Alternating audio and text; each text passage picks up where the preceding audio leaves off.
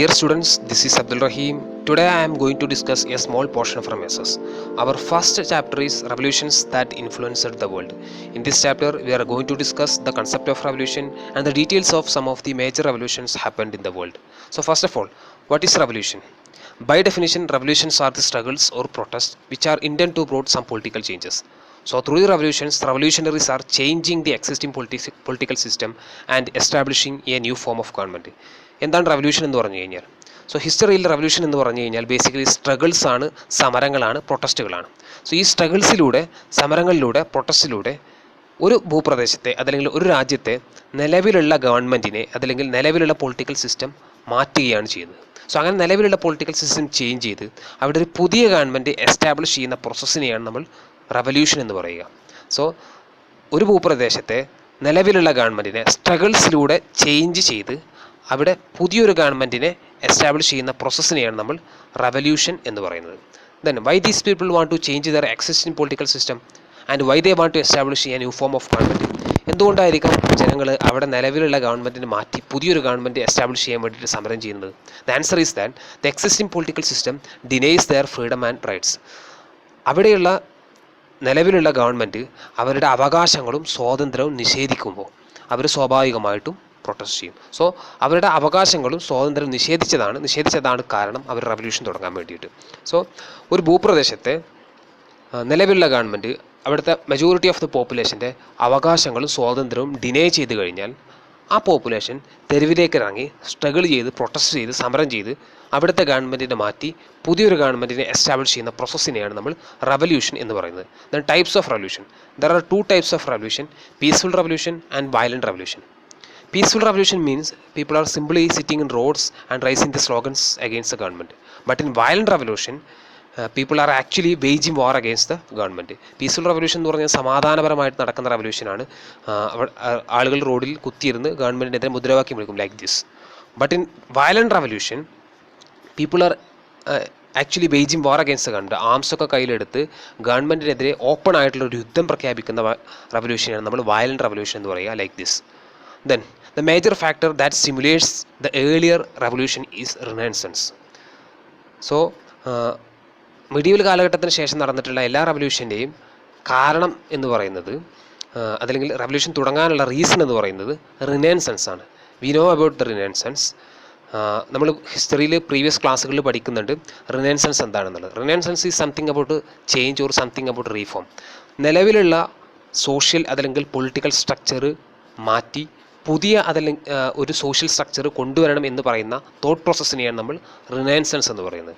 So നിലവിലുള്ള political അല്ലെങ്കിൽ social structure സമൂഹത്തിലെ ഭൂരിഭാഗം വരുന്ന ജനങ്ങൾക്ക് ബുദ്ധിമുട്ടുകൾ ഉണ്ടാക്കുന്നു. അല്ലെങ്കിൽ സമൂഹത്തിൻ്റെ ഭൂരിഭാഗം വരുന്ന ജനങ്ങളെയും ഈക്വലി അല്ല ട്രീറ്റ് ചെയ്യുന്നത് എങ്കിൽ അതിനെ മാറ്റിയിട്ട് പുതിയൊരു എല്ലാവരെയും ഒരുപോലെ ട്രീറ്റ് ചെയ്യുന്ന പുതിയൊരു സോഷ്യൽ സ്ട്രക്ചർ, പുതിയൊരു പൊളിറ്റിക്കൽ സ്ട്രക്ചർ എസ്റ്റാബ്ലിഷ് ചെയ്യണം, അതല്ലെങ്കിൽ അത് എസ്റ്റാബ്ലിഷ് ചെയ്യേണ്ട ആവശ്യകത ഉണ്ട് എന്ന് പറയുന്ന ചിന്തക്കാണ് അല്ലെങ്കിൽ ആ തോട്ട് പ്രോസസ്സിനെയാണ്, അത്തരം മൂവ്മെൻറ്റുകളെയാണ് നമ്മൾ റിനൈസൻസ് എന്ന് പറയുന്നത്. Then there are some common features of renaissance. Like renaissance stimulates the concept of scientific temper, spirit of criticism and gave birth to the enlightenment. So scientific temper, spirit of criticism തുടങ്ങിയിട്ടുള്ള progressive ideas ജനങ്ങളിലേക്ക് ആദ്യമായിട്ട് എത്തുന്നത് റിനൈസൻസിലൂടെയാണ്. So renaissance സംഭവിക്കുന്നതുവരെ കാര്യങ്ങളെ ശാസ്ത്രീയമായിട്ട് വിശകലനം ചെയ്യേണ്ട ആവശ്യകത എന്തുണ്ട്, അല്ലെങ്കിൽ ശാസ്ത്രീയമായ പഠനങ്ങളുടെ പ്രാധാന്യം എത്രത്തോളമുണ്ട്, അതല്ലെങ്കിൽ ഗവൺമെൻറ്റിനെ ക്രിട്ടിസൈസ് ചെയ്യേണ്ട ആവശ്യകത എത്രത്തോളമുണ്ട് തുടങ്ങിയിട്ടുള്ള പ്രോഗ്രസീവ് കൺസെപ്റ്റുകളൊന്നും ജനങ്ങൾക്ക് ഇടയിലേക്കില്ല. സോ റിനൈസൻസ് സംഭവിക്കുന്നതുവരെ എന്താണോ റൂളിംഗ് ക്ലാസ് പറയുന്നത്, എന്താണോ ഗവൺമെൻറ് പറയുന്നത്, എന്താണോ നിലവിലുള്ള സോഷ്യൽ സിസ്റ്റം പറയുന്നത് അതുപോലെ അവർ അംഗീകരിച്ചു വരും. അതിൽ എത്ര ബുദ്ധിമുട്ടുകൾ അവർക്ക് ഉണ്ടായാലും അവർ പ്രതികരിക്കുകയില്ല. സോ റിനൈസൻസ് വന്നതോടുകൂടി അതല്ലെങ്കിൽ റിനൈസൻസ് ലീഡേഴ്സ് ഇത്തരം പ്രോഗ്രസീവ് കൺസെപ്റ്റ് ജനങ്ങളിലേക്ക് എത്തിച്ചു. Then it gave birth to the enlightenment. So ഇത്തരം പ്രോഗ്രസീവ് കൺസെപ്റ്റിലൂടെ പ്രോഗ്രസീവ് കൺസെപ്റ്റിലൂടെ ജനങ്ങൾക്ക് കിട്ടിയ ഇൻഫർമേഷൻസ്, ആ നോളജിനെയാണ് നമ്മൾ എൻലൈറ്റ്മെൻറ്റ് എന്ന് പറയുന്നത്. So enlightenment means a state of having knowledge. അപ്പോൾ നിലവിലുള്ള പ്രോബ്ലംസിന് പരിഹാരം കാണണമെന്നുണ്ടെങ്കിൽ ഇത്തരം പ്രോഗ്രസീവ് കൺസെപ്റ്റിലൂടെ നമ്മൾ പ്രതികരിക്കേണ്ടതുണ്ട് എന്നുള്ള അവരുടെ അണ്ടർസ്റ്റാൻഡിങ്ങിനെയാണ് നമ്മൾ എൻലൈറ്റ്മെൻറ്റ് എന്ന് പറയുന്നത്. So enlightenment is the result of റിനൈസൻസിലൂടെ ജനങ്ങൾ ബോധവാന്മാരായി. ആ പ്രോസസ്സിനെയാണ് നമ്മൾ എൻലൈറ്റ്മെൻറ്റ് എന്ന് പറയുന്നത്. Then it motivated the people to question irrational beliefs and traditions. വർഷങ്ങളായിട്ട് അവരുടെ മുൻഗാമികൾ എന്തായിരുന്നു ചെയ്തിരുന്നത്, അതല്ലെങ്കിൽ അവരുടെ വിശ്വാസങ്ങൾ എന്തായിരുന്നു പറഞ്ഞിരുന്നത്, അത് അതുപോലെ ചെയ്തു വന്നിരുന്ന ഒരവസ്ഥയായിരുന്നു ജനങ്ങൾക്കുണ്ടായിരുന്നത്. അതിനെ തിരിച്ച് ചോദ്യം ചെയ്തിരുന്നില്ല. സോ എൻലൈറ്റ്മെൻറ്റിലൂടെ കാര്യങ്ങൾ ലോജിക്കലാണ്. ഇപ്പോൾ ഗവൺമെൻറ് ഒരു കാര്യം നിർദ്ദേശിച്ചു കഴിഞ്ഞാൽ അത് ഗവൺമെൻറ് പറയുന്നതിൽ ലോജിക്ക് ഉണ്ടോ, റാഷണാലിറ്റി ഉണ്ടോ, അതല്ലെങ്കിൽ അത് യുക്തിഭദ്രമാണോ എന്നവർ ചിന്തിക്കുകയും അതിനെ ചോദ്യം ചെയ്യുകയും ചെയ്യും. സോ അങ്ങനെ യുക്തിഭദ്രമാണെങ്കിൽ മാത്രം അത് ഫോളോ ചെയ്യുകയും അതല്ലെങ്കിൽ അതിനെതിരെ ഗവൺമെൻറ്റിനെതിരെ പ്രതികരിക്കുകയും ചെയ്തു. സോ അത്തരത്തിലേക്ക് ജനങ്ങളുടെ ചിന്തയും അതുപോലെ തന്നെ പ്രതികരണ ശേഷിയും റിനൈസൻസിലൂടെ മാറുകയാണ് ചെയ്തത്. It propagate the ideas like freedom, democracy, equality and nationalism. Modern ideas ആയിട്ടുള്ള ഫ്രീഡം, ഡെമോക്രസി, ഇക്വാലിറ്റി തുടങ്ങിയിട്ടുള്ള കാര്യങ്ങൾ ജനങ്ങളിലേക്ക് എത്തുന്നത് റിനൈസൻസിലൂടെയാണ്. സോ റിനൈസൻസ് സംഭവിക്കുന്നതിന് മുമ്പ് ഇത്തരം മോഡേൺ ഐഡിയാസ് ജനങ്ങൾക്ക് അറിയുകയില്ല. For example democracy. സോ ഭരിക്കുന്ന ആളുകൾ തെരഞ്ഞെടുപ്പിലൂടെ അല്ലെങ്കിൽ ജനങ്ങൾ തിരഞ്ഞെടുക്കുന്നവരായിരിക്കണം ഭരിക്കുന്നവർ എന്നുള്ള കൺസെപ്റ്റാണ് ഡെമോക്രസി. ജനങ്ങൾ തിരഞ്ഞെടുക്കുന്നവരായിരിക്കണം ഭരിക്കേണ്ടത് എന്നുള്ള കൺസെപ്റ്റാണ് ഡെമോക്രസി. സോ ഈ ഡെമോക്രസി എന്നുള്ള കൺസെപ്റ്റ് റിനൈസൻസ് സംഭവിക്കുന്നത് വരെ ലോകത്തുള്ള ജനങ്ങൾക്ക് അറിയുകയില്ല. സോ അത്തരം പ്രോഗ്രസീവ് ഐഡിയാസ് ജനങ്ങളിലേക്ക് എത്തുന്നത്, അത്തരം മോഡേൺ ഐഡിയാസ് ജനങ്ങളിലേക്ക് എത്തുന്നത് റിനൈസൻസിലൂടെയാണ്. It encouraged the people to protest against autocratic system. Autocratic system എന്ന് പറഞ്ഞാൽ സ്വേച്ഛാധിപത്യ ഭരണം. സ്വേച്ഛാധിപത്യ ഭരണം എന്ന് പറഞ്ഞു കഴിഞ്ഞാൽ ഒരു റൂളർ അതല്ലെങ്കിൽ ഒരു ഭരണാധികാരി അയാളുടെ ഇഷ്ടപ്രകാരം ജനങ്ങളുടെ ആവശ്യങ്ങൾ പരിഗണിക്കാതെ അടിച്ചമർത്തി ഭരിക്കുന്ന സിസ്റ്റത്തിനെയാണ് നമ്മൾ ഓട്ടോക്രാറ്റിക് സിസ്റ്റം, അതല്ലെങ്കിൽ ആ റൂളറെ പറയുന്ന പേരാണ് ഓട്ടോക്രാറ്റിക് റൂളർ എന്ന്. സോ അയാളുടെ സ്വന്തം ഇഷ്ടപ്രകാരം ജനങ്ങളെ പരിഗണിക്കാതെ ജനങ്ങൾക്ക് ആവശ്യമായിട്ടുള്ള കാര്യങ്ങൾ ചെയ്തു കൊടുക്കാതെ അടിച്ചമർത്തി ഭരിക്കുന്ന സിസ്റ്റത്തിനെയാണ് നമ്മൾ ഓട്ടോക്രാറ്റിക് സിസ്റ്റം എന്ന് പറയുക. സോ റിനൈസൻസ് സംഭവിച്ചതോടുകൂടി അത്തരം സിസ്റ്റത്തിനെതിരെ ജനങ്ങൾ പ്രതികരിക്കാൻ തുടങ്ങി. ദെൻ അവർ first revolution, American war of independence or American revolution. Actually, in American War of Independence, the people of North American colonies waged war against the Britishers and ultimately they overthrown the British imperialism. American war of ഇൻഡിപെൻഡൻസിൽ അമേരിക്കയിലുള്ള ജനങ്ങൾ, American കോളനികളിലുള്ള ജനങ്ങൾ ബ്രിട്ടീഷുകാർക്കെതിരെ യുദ്ധം ചെയ്ത് ബ്രിട്ടീഷുകാരെ തോൽപ്പിക്കുകയാണ് ചെയ്തിട്ടുള്ളത്. So by the 16th century, most of the European countries migrated into the different parts of the world.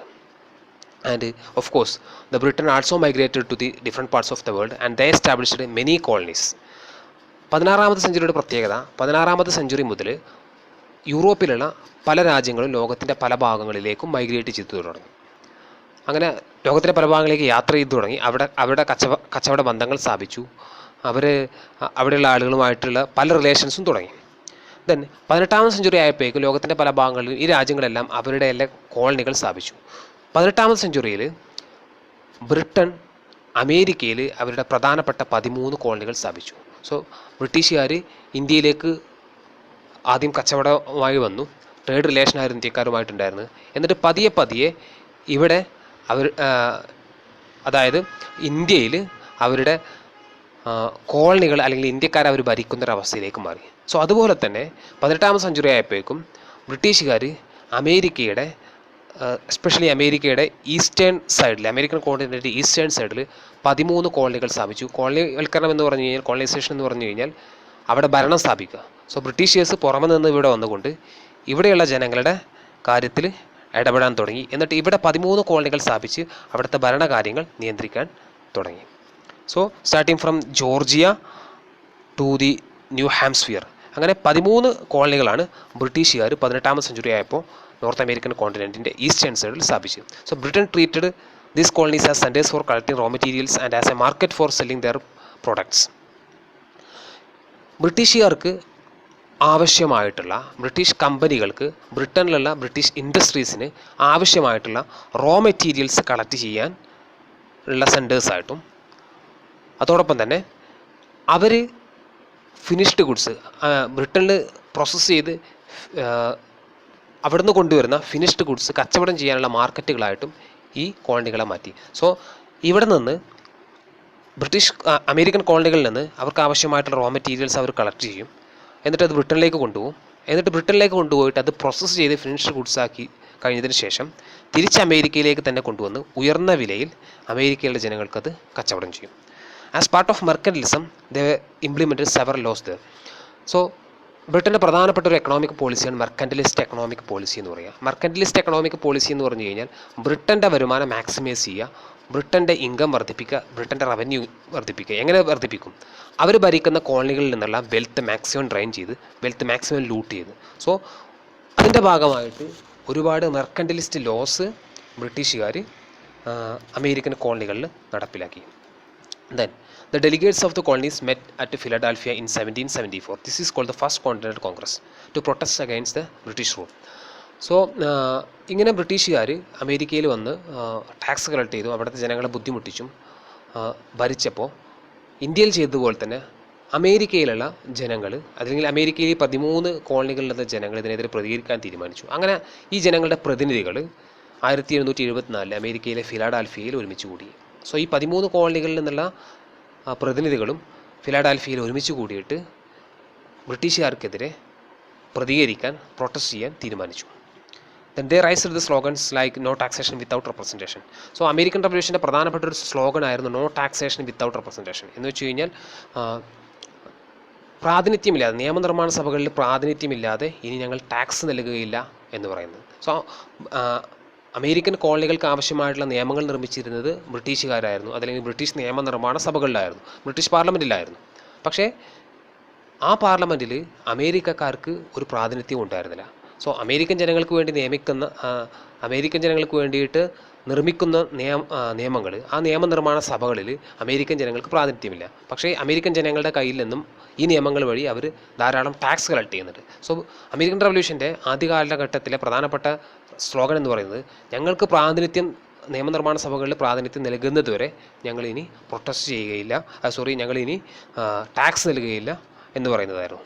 അങ്ങനെ ഇത്തരം ആവശ്യങ്ങൾ ഉന്നയിച്ചുകൊണ്ട് അവർ ബ്രിട്ടീഷ് രാജാവിന് കത്തയച്ചു. രാജാവ് അവരുടെ ആവശ്യങ്ങൾ നിരാകരിച്ചു. മാത്രവുമല്ല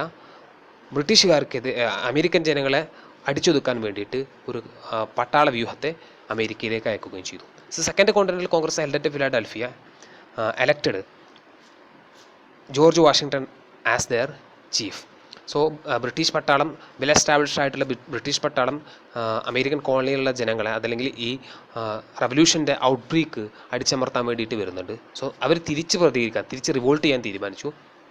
സോ അവരുടെ ആർമിയുടെ ഹെഡായിട്ട് അവർ ജോർജ് വാഷിങ്ടണിനെ സെക്കൻഡ് കോണ്ടിനെൻ്റൽ കോൺഗ്രസ്സിൽ വെച്ച് തിരഞ്ഞെടുത്തു. Then they issued the famous Declaration of Independence in 1776. So ആദ്യം അവർ ആവശ്യപ്പെട്ടത് എന്താ? അവർക്ക് റെപ്രസെൻറ്റേഷൻ വേണമെന്നാണ്. സോ റെപ്രസെൻറ്റേഷൻ വേണം, പ്രാതിനിധ്യം വേണം എന്ന് പറഞ്ഞപ്പോൾ ബ്രിട്ടീഷുകാർ അവരെ അടിച്ചൊതുക്കാൻ തീരുമാനിച്ചു. ഇപ്പോൾ അവർ ആവശ്യപ്പെടുന്നത് അവർക്ക് പൂർണ്ണ സ്വാതന്ത്ര്യം വേണമെന്നാണ്. സോ അവർക്ക് പൂർണ്ണ സ്വാതന്ത്ര്യം വേണമെന്നവർ പ്രഖ്യാപിക്കുന്നത് 1776. സോ 1776 ഇനി ഞങ്ങൾക്ക് പൂർണ്ണ സ്വാതന്ത്ര്യമാണ് വേണ്ടത് എന്നവർ ഔദ്യോഗികമായിട്ട് പ്രഖ്യാപിച്ചു. അതിന് നേതൃത്വം കൊടുത്ത് റവല്യൂഷണറീസ് ആയിട്ടുള്ള തോമസ് ജെഫേഴ്സണും ബെഞ്ചമിൻ ഫ്രാങ്ക്ലിനെയും പോലെയുള്ള നേതാക്കളായിരുന്നു.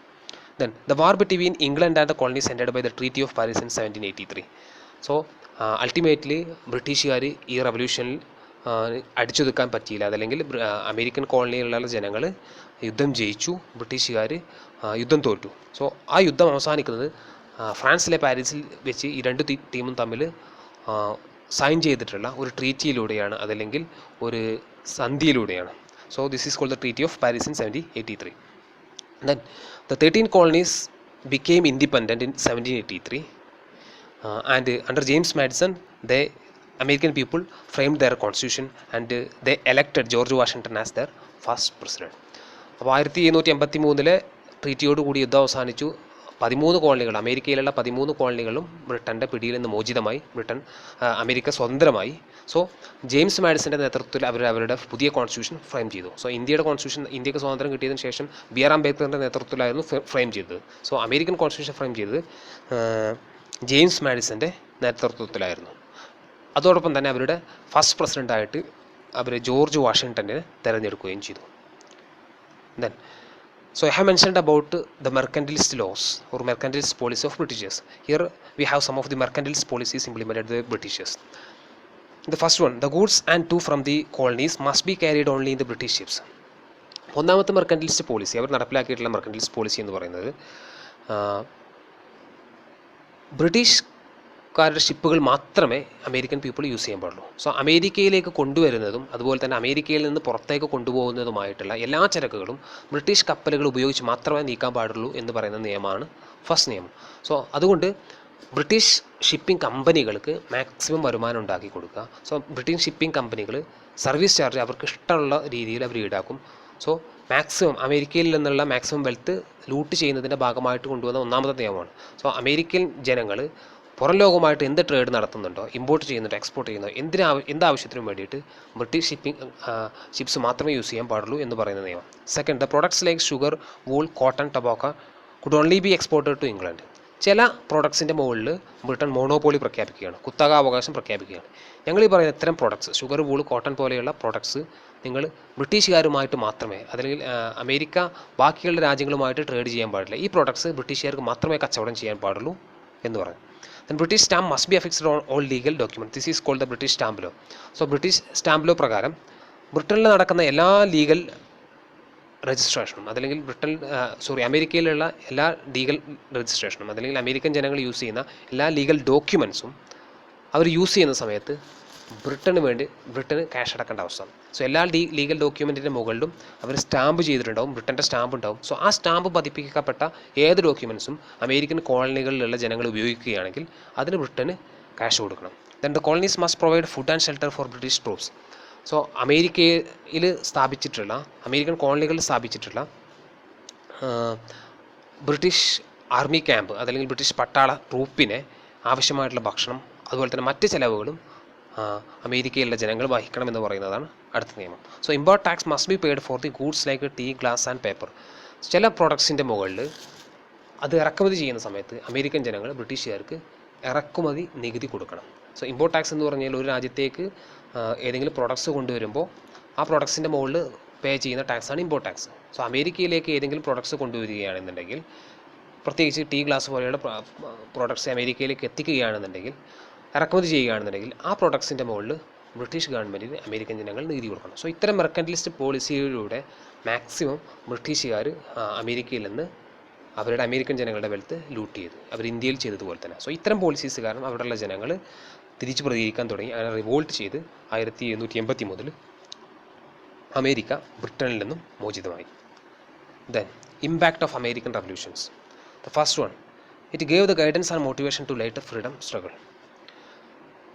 സോ ബ്രിട്ടൻ പോലെയുള്ള അന്നത്തെ പ്രധാനപ്പെട്ട അതിശക്തമായൊരു രാജ്യത്തെ ബ്രിട്ടീഷ് കോളനിയിലുള്ള ജനങ്ങൾ റിവോൾട്ട് ചെയ്ത് തോൽപ്പിച്ചതോടുകൂടി ലോകത്തിൻ്റെ പല ഭാഗങ്ങളിലുള്ള മറ്റ് ബ്രിട്ടൻ്റെ കോളനികളിലുള്ള ജനങ്ങൾക്കൊരു ആത്മവിശ്വാസമായി. ബ്രിട്ടനെ പോലെ അതിശക്തമായൊരു രാജ്യത്തെ അമേരിക്കൻ ജനങ്ങൾ തോൽപ്പിച്ചു എന്ന് പറയുമ്പോൾ ഇതേ ബ്രിട്ടൻ്റെ കീഴിലുള്ള, ഇതേ ബ്രിട്ടൻ ഭരിക്കുന്ന പല സ്ഥലങ്ങളിലുള്ള ജനങ്ങൾ അവരുടെ ഫ്രീഡം സ്ട്രഗിൾ സ്റ്റാർട്ട് ചെയ്തു. കാരണം അവർക്ക് ഒരു വർക്കിംഗ് മോഡൽ മുന്നിലുണ്ട്. കാരണം അമേരിക്കയിലുള്ള ജനങ്ങൾ ബ്രിട്ടനെ തോൽപ്പിച്ചു. സോ അവർക്കും തോൽപ്പിക്കാമെന്നുള്ള ആത്മവിശ്വാസം അവർക്ക് കിട്ടി. It guided human rights activities.